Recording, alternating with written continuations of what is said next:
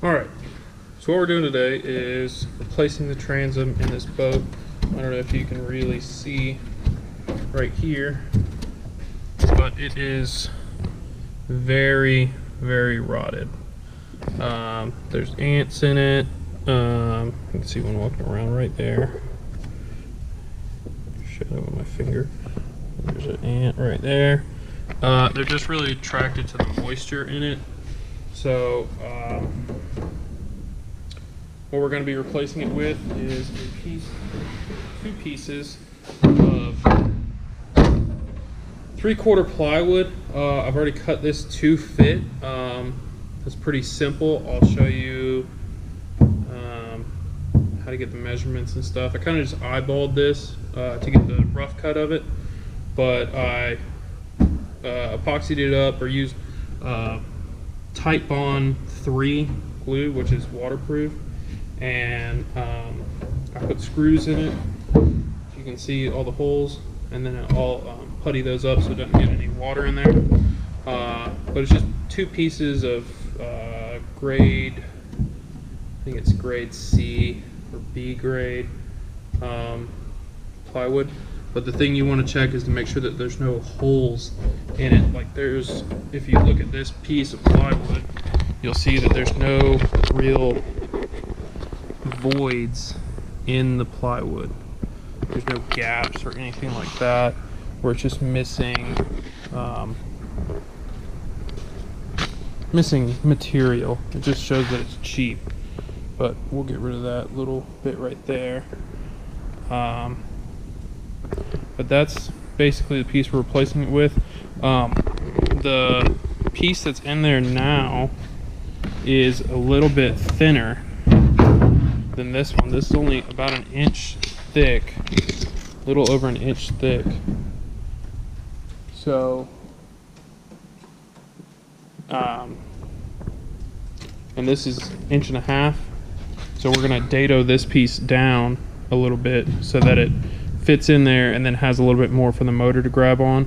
And then when it's all said and done, we're going to put a clear coat on it, a marine grade clear coat, and let that dry before we install it in place finally.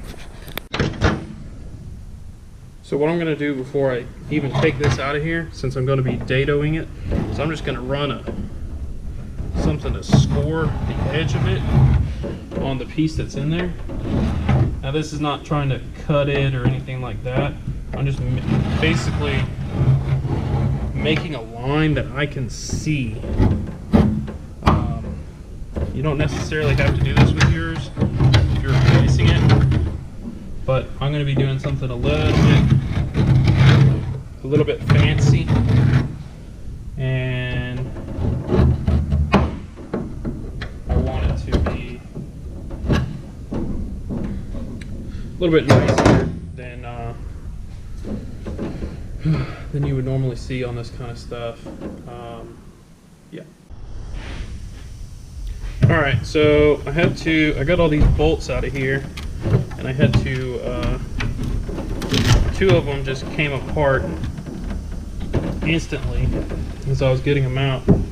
But the way I'm going to get this out of here,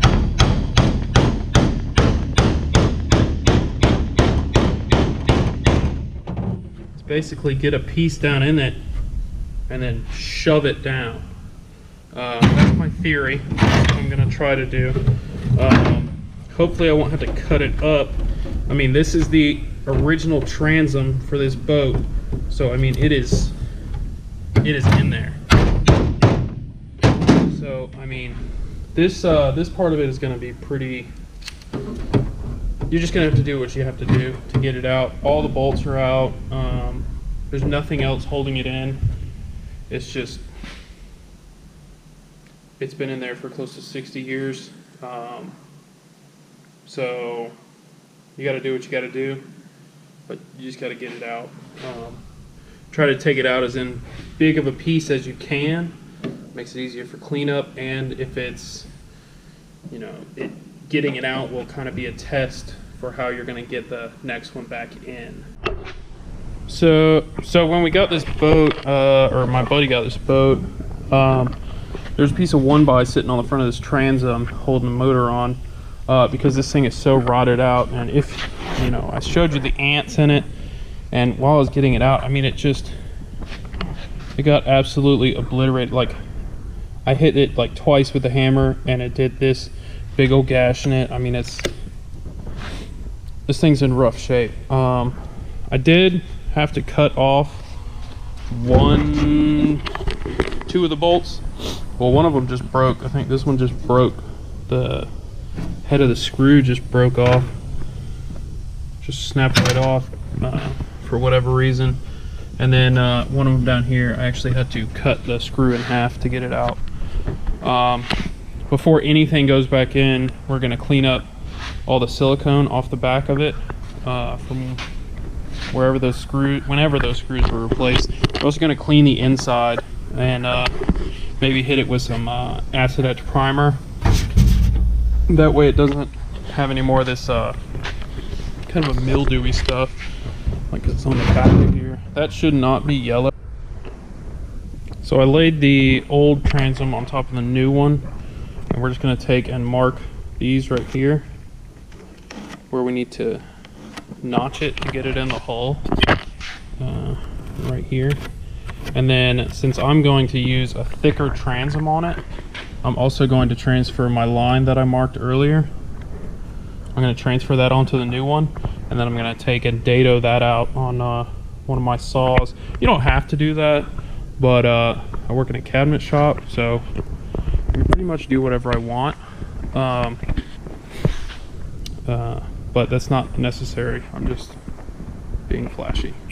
So the old transom is only truly 3/16 thicker than the new one.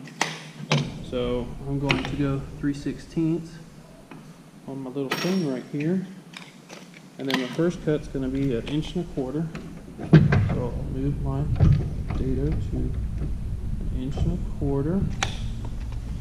And I'd turn on the dust collector, but this will be pretty quick. I am going to wear some safety glasses.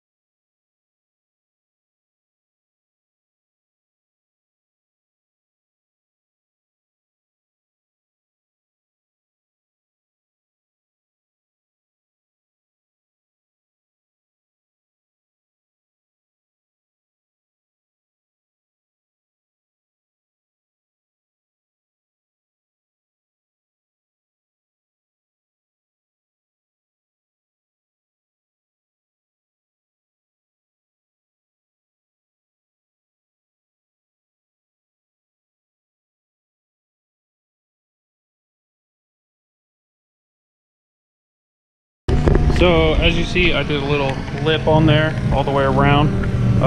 Everything that you see here will be covered up that I took off. It's just a little bit extra for the motor to grab a hold of. It'll kind of jut out a little bit. I think it'll make it look a lot better, but I'll sand all this down before we even. So you see I have all these holes in here. That's from where I kind of use screws to clamp it together. You can use clamps to clamp together if you have that many clamps, but I like it to be very attached. I don't want it to move at all, and clamps just don't end up with the same amount of pressure all over the entire thing. So you can use screws to clamp that up, but you just want to make sure that you just fill in every hole on the back of it and sand them before you put your clear coat on there. This is the back of it where all the holes are, but you should really do the whole thing. You can just do the front, but it's not going to be, I just feel like it's not going to last as long as if you just see if you just clear coat the front, because that's not really where you're worried about the water. I mean, you can wipe water off the front, you know, when you get water on it, but the back, I mean, it's gonna rot out first. Like that other one, it doesn't look like the back is so rotted out, but it is so moldy and nasty. Like I'm not even gonna throw it in a trash can. I'm taking it straight to the dumpster when I get done with this. But I'm keeping it around just in case there's anything else I need to measure off of it. Another thing is you let this stuff dry before you clear it, or else it can distort the clear. The clear coat that I got is a marine grade clear coat. I think Rust-Oleum makes it. It was like $18 for a pint of it on Amazon, and that'll be more than enough for this. And 18 bucks isn't bad if you're only doing one transom. You know, that's pretty cheap. Literally the most expensive part of this whole build would be the plywood, because plywood is not cheap right now. This sheet of plywood is, before taxes and all that, is close to 50 bucks. And I mean, look how much you're using. So I would see if there's any of your boating friends or any of that, you know, maybe y'all can do your transom at the same time or something like that. Get the most use out of your plywood. I think you can buy half a sheet at a lot of places, like at Home Depot, but they don't really have the same quality wood. And like this is just grade 2 birch. You can use you know, white oak or whatever you want, but the fact of the matter is that it's still plywood. Like, just because it has a white oak core on the, or a white oak veneer on the outside, the inside of it's still probably made with poplar or some other cheap wood. You know, it's just because you have a white oak plywood doesn't mean that it's any more water resistant than birch or maple or anything like that. So just keep that in mind when you're looking for transom material. You can get that, it's like plasticky stuff, not the vinyl PVC. It's just like another type of plastic that's a little bit more sturdy than the PVC. You could do it in PVC if you have a small enough boat motor, but this thing has a an 18 horse Evinrude on it. That's original to the boat. It's a Lone Star, just like mine, but I think it's a 19 or either early 60s or late 50s model, but she sure is clean and nice. Alright, so I had to Bondo the other things. Those holes were too big.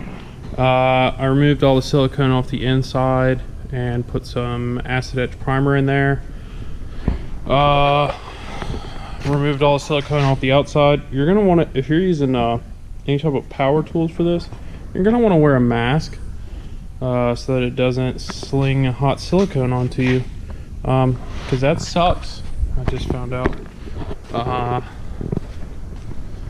But put a good heavy coat of Bondo on there. It should be dry in a couple minutes, because I mix it really red, and so it hards up good. There's the old one. Hopefully the ants won't spread to the shop. But let's see, here's the clear we're going to be using, Rust-Oleum. It says to do stir it and do a coat with a natural bristle or foam brush, and then recoat it after 8 hours, do it 3 times. So my plan is to do it once tonight, once tomorrow, and then tomorrow morning, and then once again tomorrow afternoon, and then I'll put it all back together on Sunday, and it'll be good. Alright, so I ran a screw in it, and I hung it from my Home Depot cart, which I acquired legally.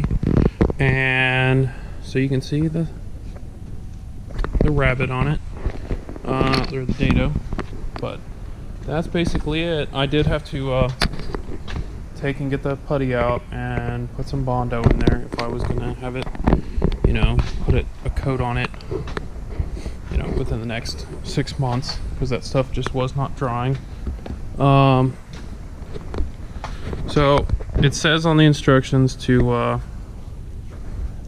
you know, do a coat and come back and do another coat within 6 hours. But if you do it after the 6 hours or something like that, just sand it lightly, which I'm very accustomed to doing that.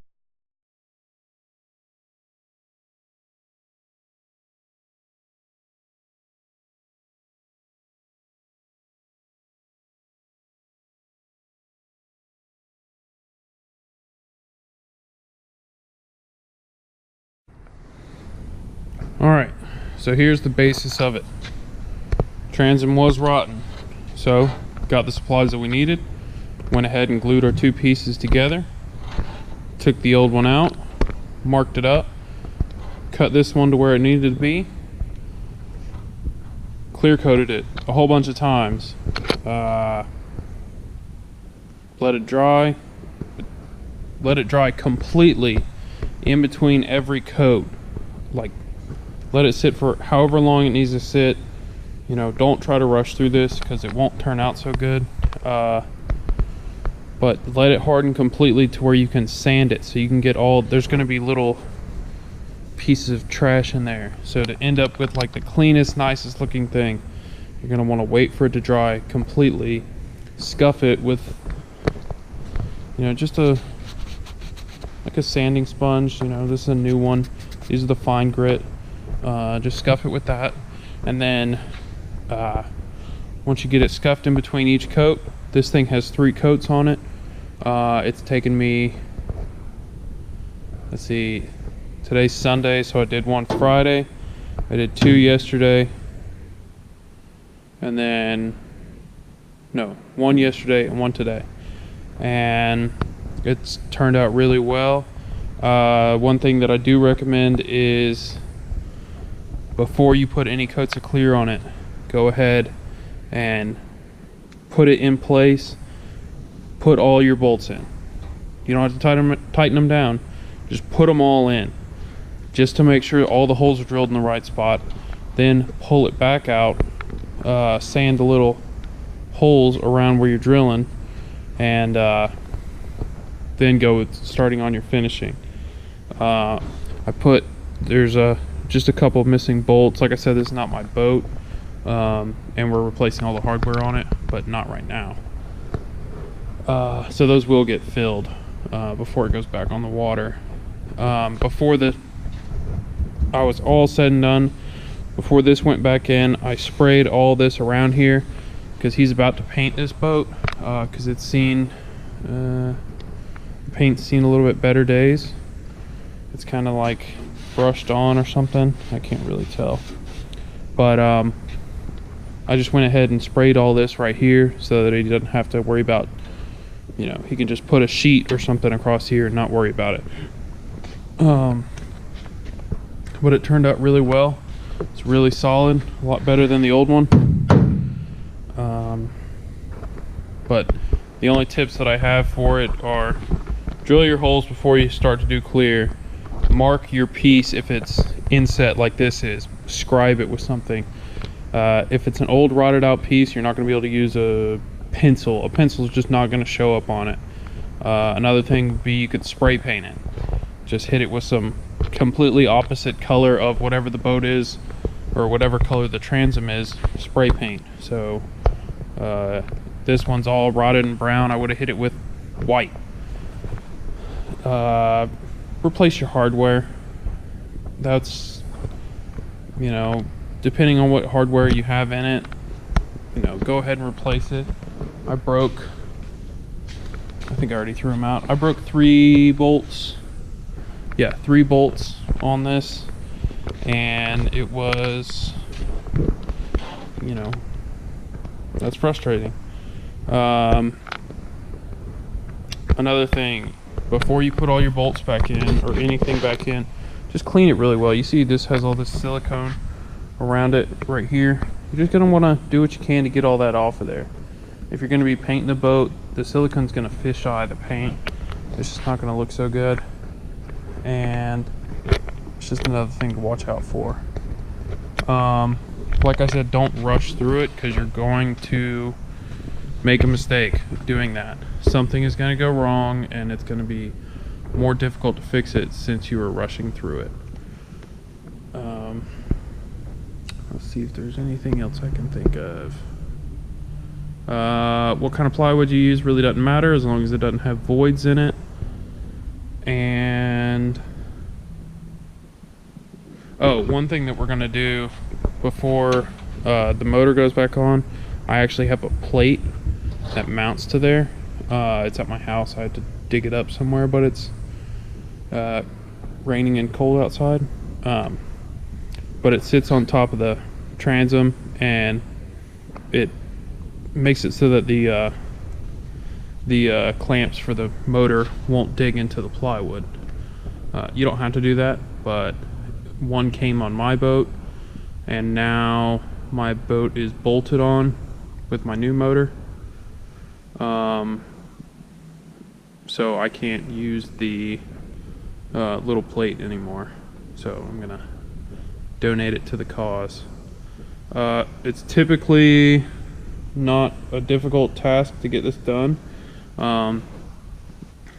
Really the only tools that you're absolutely going to need are a saw and a tape measure and a pencil and a drill.